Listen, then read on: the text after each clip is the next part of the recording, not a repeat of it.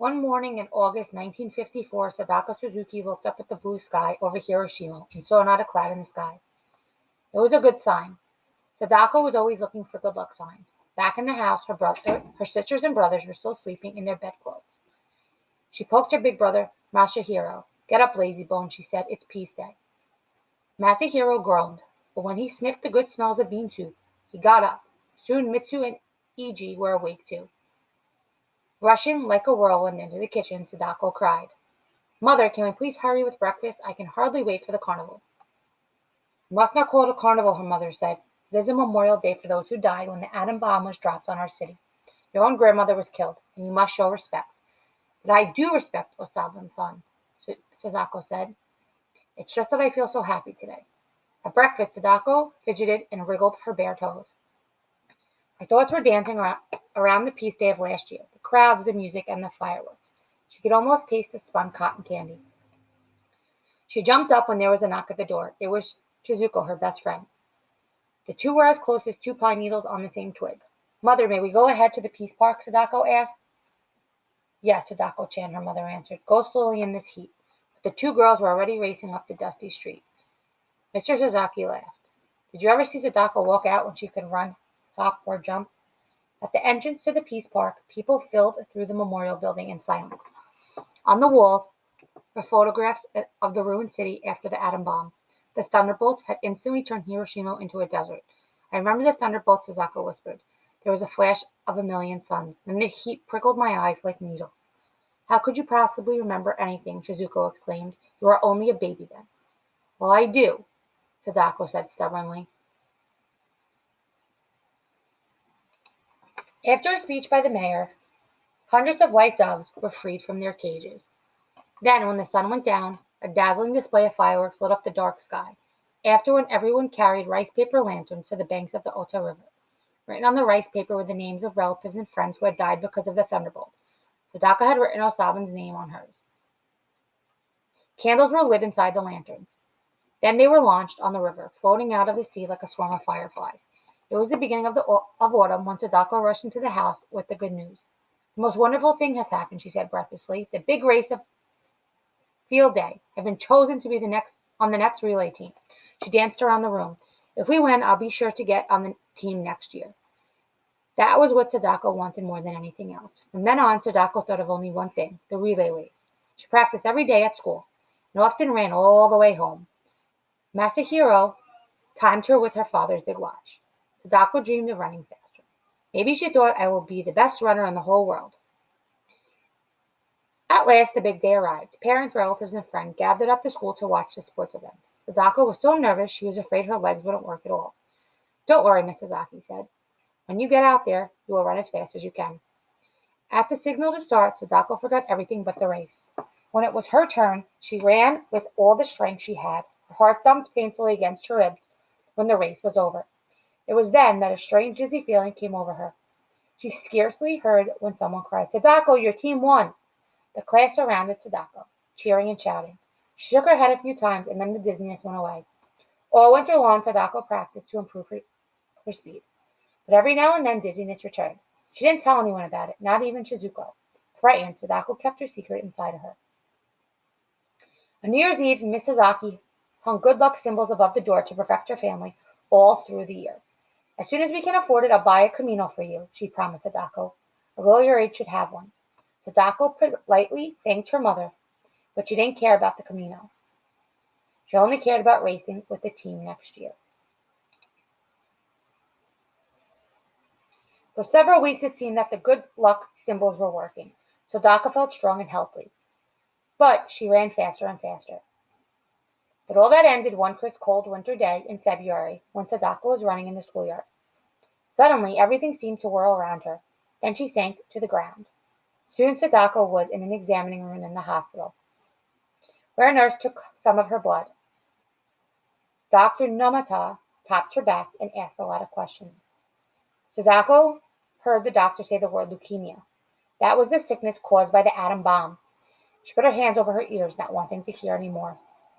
Miss Sasaki put her arms around Sadako. "You must stay here for a little while," she said, "but I'll come every evening."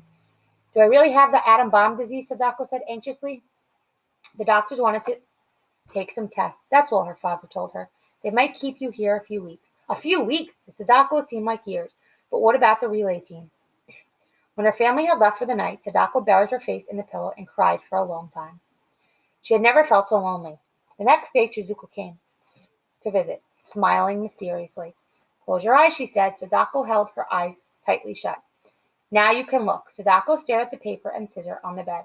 What's that for? I figured out a way for you to get well, Chizuko said proudly. Watch. She cut a piece of gold paper into a large square and folded it over and over until it became a beautiful crane. Sadako was puzzled. But how can that paper bird make me well? Don't you remember that old story about the crane? Chizuko asked.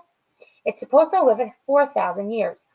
If a sick person folds 1,000 paper cranes, the gods will grant her wish and make her well again. She handed the golden crane to Sadako. Here's your first one.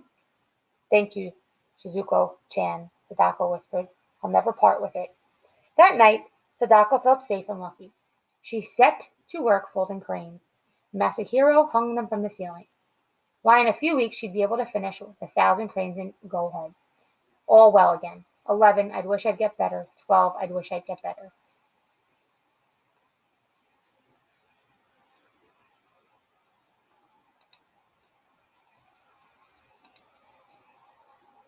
One day, Nurse Yasunaga wheeled Sadako out onto the porch for some sunshine. There Sadako met Kenji. He was 9 and small for his age, the thin face and shining dark eyes. Soon the two were talking like old friends. Kenji had been in the hospital for a long time, but his parents were dead and he had few visitors. Doesn't really matter, Kenji said with a sigh, because I'll die soon. I have leukemia from the bomb. Sadako didn't know what to say. She wanted so much to comfort him. Then she remembered, you can make paper cranes like I do, she said. So that a miracle can happen. I know about the canes, Kenji said quietly, but it's too late. Even the gods can't help me now. That night, Sadako folded a big crane out of her prettiest paper and sent it across the hall to Kenji's room. Perhaps it would bring him luck. Then she made more birds for her own flock. 198, I wish I'd get better. 199, I wish I'd get better. One day, Kenji didn't appear on the porch. Then Sadako knew that Kenji had died. Late that night, Sadako sat at the window, letting the tears come.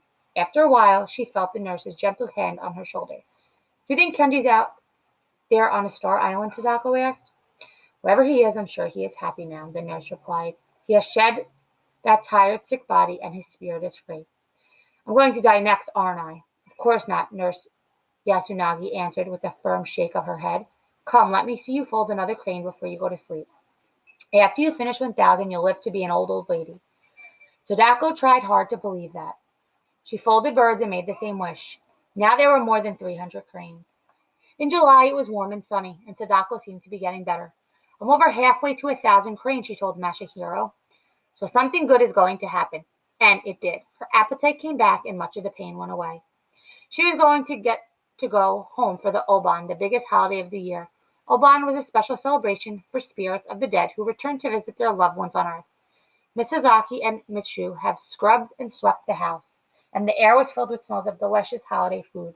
Dishes of bean cakes and rice bowls had been placed on the altar. After they had eaten, Ije handed Sadako a big box tied with a red ribbon. Slowly, Sadako opened it. Inside was a silk kimono with cherry blossoms on it. Sadako felt hot tears blur her eyes. Why did you do that? She asked, stroking the soft cloth. Silk costs so much money. Sadako-chan, her father said gently. Your mother stayed up late last night, finished sewing it. Try it on for her. Mrs. helped her put on the kimono and tie the sash. Everyone agreed that she looked like a princess. Sadako let out a big sigh. Perhaps, just perhaps, she was home to stay. But by the end of the week, Sadako was weak again and had returned to the hospital. The class sent her a Kokshi doll to cheer her up. Sadako placed it on her bedside table next to the golden crane. For the next few days, Sadako drifted in and out of the strange kind of half-sleep her parents sat beside the bed. When I die, she said dreamily, will you put my favorite bean cakes on the altar for my spirit? Put a lantern on the Ota River for me on Peace Day? Mrs. could not speak. She took her daughter's hand and held it tightly. Hush, Mrs. said. That will not happen for many, many more years. Don't give up now, Sadako-chan. You have to make only a few hundred more cranes.